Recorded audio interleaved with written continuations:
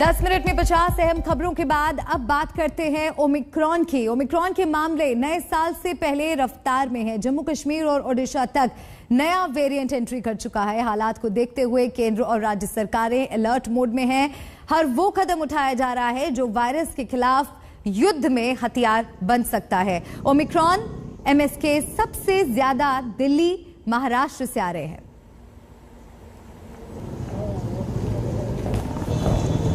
तो दिल्ली और महाराष्ट्र में स्थिति इस वक्त सबसे ज्यादा चिंतनीय बनी हुई है। ओमिक्रॉन से जंग हमें जीतनी है तो सावधानी बरतना बेहद जरूरी है। और आइए आपको कुछ ग्राफिक्स दिखाते हैं कि किस तरह से देखिए ओमिक्रॉन देश भर में अपने पैर पसार रहा है। किस राज्य में स्थिति क्या है। महाराष्ट्र में स्थिति गंभीर बनी हुई है। 45 मामले ओमिक्रॉन के सामने आ चुके हैं। कुल 213 मामले देश भर में। दिल्ली में 57, तेलंगाना में ये मामले 24 तक पहुंच चुके हैं। कर्नाटक में 19 मामले ओमिक्रॉन के सामने आ चुके हैं। राजस्थान में 18।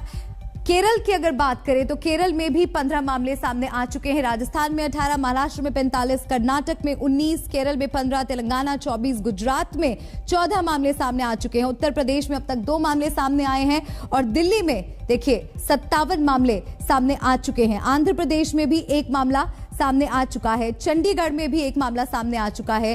कुल मिलाकर 213 ओमिक्रॉन वेरिएंट के मामले देश भर में आ चुके हैं सामने। तमिलनाडु में भी 1 मामला सामने आ चुका है। तो राज्यों में क्या स्थिति है, ओमिक्रॉन वेरिएंट के कितने मामले किस राज्य में आए हैं और किस तरह से सख्ती अब वहां पर बढ़ाई जा रही है, क्योंकि क्रिसमस का जश्न और न्यू ईयर के जश्न की तैयारियां पूरे देश भर में चल रही हैं और इसको लेकर एहतियाती कदम क्या उठाए जा रहे हैं। राज्यों को केंद्र की चिट्ठी में क्या अहम बातें कही गई हैं। ओमिक्रॉन पुराने वेरिएंट से 3 गुना ज्यादा तेजी से फैल रहा है, संक्रामक है। ओमिक्रॉन रोकने के लिए वॉर रूम एक्टिव करें, यह भी निर्देश राज्यों को दिया गया है। जरूरत पड़े तो नाइट कर्फ्यू भी लगाए, यह केंद्र ने सुझाव दिया है। 100% वैक्सीनेशन का टारगेट जल्द पूरा करें, क्योंकि वैक्सीनेशन ही एक कारगर हथियार है कोविड से लड़ने के लिए। और ओमिक्रॉन वेरिएंट जिस तेजी से फैल रहा है और लगातार एक्सपर्ट्स और डॉक्टर्स का यही कहना है कि ये पहले के वेरिएंट्स के मुकाबले ज्यादा संक्रामक है और बहुत तेजी से अपने पैर देश भर में ये पसार चुका है। कुल आंकड़ा 210 को पार कर चुका है। कर्नाटक की बात करते हैं। 30 दिसंबर से 2 जनवरी तक पार्टी और बड़े जमावड़े पर रोक लगा दी गई है। एहतियाती ये कदम उठाए जा रहे हैं। राज्यों में सिर्फ 50% क्षमता से चलेंगे क्लब और रेस्टोरेंट्स। मुंबई में 200 से ज्यादा लोगों के जमावड़े से पहले बीएमसी की मंजूरी जरूरी होगी। आपको एनओसी लेना पड़ेगा। ये मुंबई की स्थिति आपको बता रहे, क्योंकि महाराष्ट्र में 50 के पार मामले सामने आ चुके हैं। तेजी से वहां पर भी मामले लगातार बढ़ रहे हैं। तो न्यू ईयर में किस तरह की तैयारियां एहतियातन की जा रही है राज्यों द्वारा, वो आपको बता रहे हैं। फरवरी अंत तक दैनिक केस 1.5 से 1,08,000 के करीब माना जा रहा है, 80,000 के करीब। अस्पताल जाने की नौबत इससे कम होगी। पीक के बाद तेजी से केसेस घटेंगे। तीसरी लहर दूसरी लहर से कम खतरनाक होगी। भारत को लेकर यह अनुमान लगाया जा रहा है। एक्सपर्ट्स भी मान रहे हैं, यही मानकर चल रहे हैं कि ओमिक्रॉन की रफ्तार नए साल में बढ़ेगी, बीमार बढ़ेंगे, लेकिन दूसरी लहर जैसे हालात कतई पैदा नहीं होंगे। दिल्ली, महाराष्ट्र में बढ़ते केस फिक्र बढ़ा रहे हैं, लेकिन सावधान रहने की जरूरत है। अगर ये फैलता है, एक नई वेव आती है, तो नंबर बहुत जल्दी बढ़ेंगे और बहुत ज़्यादा नंबर होंगे। तो जब छोटे पीरियड में नंबर बढ़ता है, तो चाहे वेरिएंट माइल्ड भी हो, क्योंकि डिनोमिनेटर इतना बड़ा है, तो कुछ परसेंटेज उसका सबसेट जो है वो होगा ही होगा जो ज़्यादा बीमार पड़ेंगे और हॉस्पिटल में आएंगे। तो इसलिए आई थिंक हमें ये प्रिपेयर्ड रहना है कि हॉस्पिटल्स में एडमिशन्स, हॉस्पिटलाइजेशन रेट बढ़ेगा ही बढ़ेगा, चाहे वो माइल्ड स्ट्रेन भी हो। तो सारे हॉस्पिटल्स को इस स्टेज पे फुली प्रिपेयर्ड रहना है। Because whatever recoveries, there are some people who are already suffering. Last week who were suffering till last week, so they are recovering. But the problem with this new Omicron problem is that its infectivity is much more. Maybe sometime maybe people say maybe 50 times more, 50 to 70 times more infective. Number of cases may be much more than what we had been even so far thinking even. So that is the difficult situation with this Omicron. So we have to be very, very careful, and we should be, whatever precaution we are taking, it must be, we should multiply it like anything.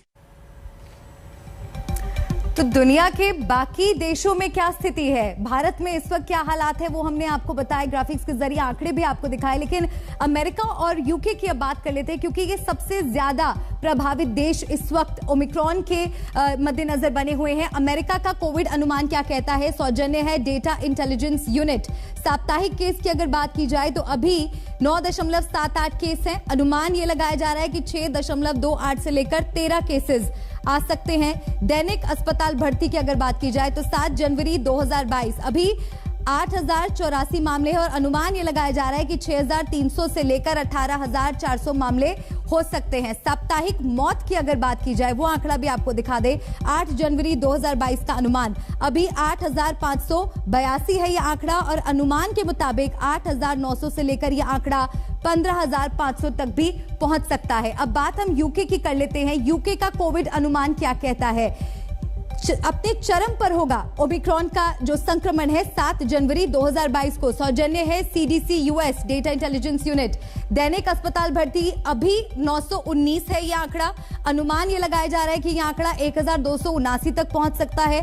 दैनिक मौत की अगर बात की जाए तो अभी ये आंकड़ा 112 है, लेकिन अनुमान लगाया जा रहा है कि ये आंकड़ा बढ़कर 137 हो सकता है। तो दुनिया भर के तमाम देश तमाम तरह के प्रिकॉशंस ले रहे हैं, क्योंकि ओमिक्रॉन का खतरा बड़ा है। एक बार फिर से आपको दिखा दे, भारत का भी मैप के जरिए आपको दिखा रहे हैं कि क्या हाल है ओमिक्रॉन वेरिएंट के मद्देनजर। अगर हम देखें तो कुल आंकड़े 213 यानी कि 210 को पार कर चुका है। महाराष्ट्र में 45 केसेस हैं, दिल्ली में 57। ये वर्स्ट इफेक्टेड स्टेट्स है इंडिया में।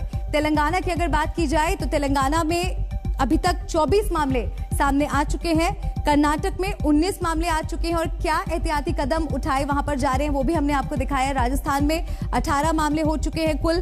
केरल में 15 ओमिक्रॉन वेरिएंट के केसेस सामने आ चुके हैं। तो देश भर में क्या स्थिति है आप ये देखकर समझ सकते हैं। 200 के पार ये आंकड़ा पहुंच गया है। और क्रिसमस और न्यू ईयर का जो जश्न मनाने की अगर आप तैयारी कर रहे हैं तो इन आंकड़ों को देखकर आप सावधान हो जाइए। आगे बढ़ते और अब बात सर्दी की कर लेते हैं, क्योंकि सर्दी का अटैक भी दिल्ली वालों को झेलना पड़ रहा है। दिल्ली के हाथ पांव इस वक्त सुन पड़ रहे हैं, सर्दी जैसे हड्डियों तक में समाकर ताकत दिखा रही है। दिल्ली और करीबी इलाकों में हर नया दिन सर्दी का रिकॉर्ड लेकर आ रहा है। शीतलहर फिलहाल कहर ढाती रहेगी, यानी दिल्ली के आसमान पर बर्फीले बादल और घने होते जाएंगे। दिल्ली से लेकर यूपी, बिहार, हरियाणा, पंजाब तक सर्द लहर का कहर जारी है।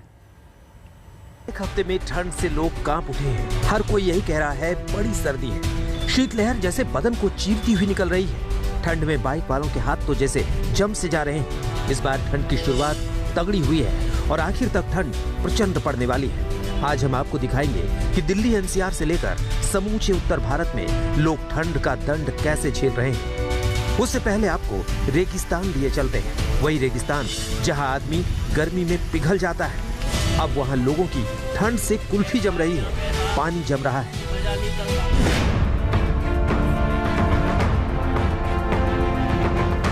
राजस्थान के झालावाड़ में कार पर पड़ी ओस बर्फ बन गई है। देखिए कैसे एक शख्स कार की छत से बर्फ की परत हटा रहा है। झालावाड़ में पिछले 3 दिन से पारा 4 डिग्री सेल्सियस चल रहा है।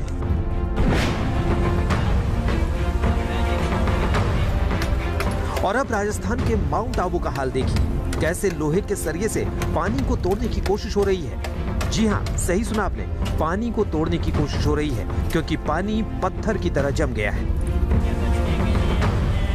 और ये देखिए कैसे टेबल पर बर्फ जमी हुई है, लोग उसे उठा उठा कर दिखा रहे हैं। माउंट आबू में खून जमा देने वाली ठंड पड़ रही है। पारा माइनस में पहुंच गया है। पानी के पाइपों में बर्फ जम गई है। गर्मी के तपते हुए रेगिस्तान को आपने दिसंबर की ठंड में जमता हुआ देख लिया। रेगिस्तान में बर्फ पड़ रही है और दिल्ली शीतलहर से कांप रही है। ठंड में खून जम चुका है। वो तो इन सुलगते अंगारों से खून की रवानगी हो रही है, इसलिए लोग अलाव के आगे बैठने को मजबूर हैं।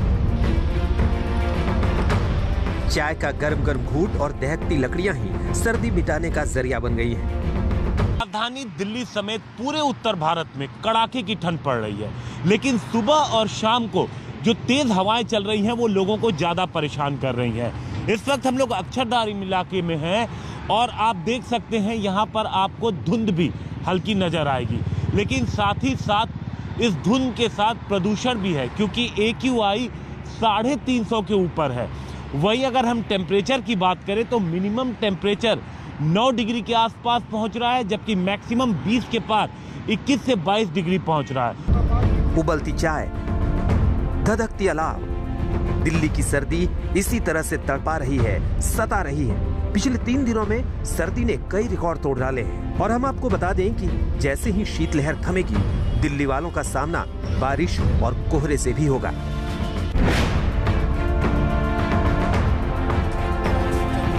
उत्तर प्रदेश की राजधानी लखनऊ भी ठंड से ठिठुर रही है। सड़कों पर सन्नाटा है, सड़क किनारे चाय छानी जा रही है। ठंड से बचने के लिए लोगों ने कंबल तक लपेट लिए हैं। ठंडी से कितनी परेशान? अरे बहुत परेशान, बहुत परेशान।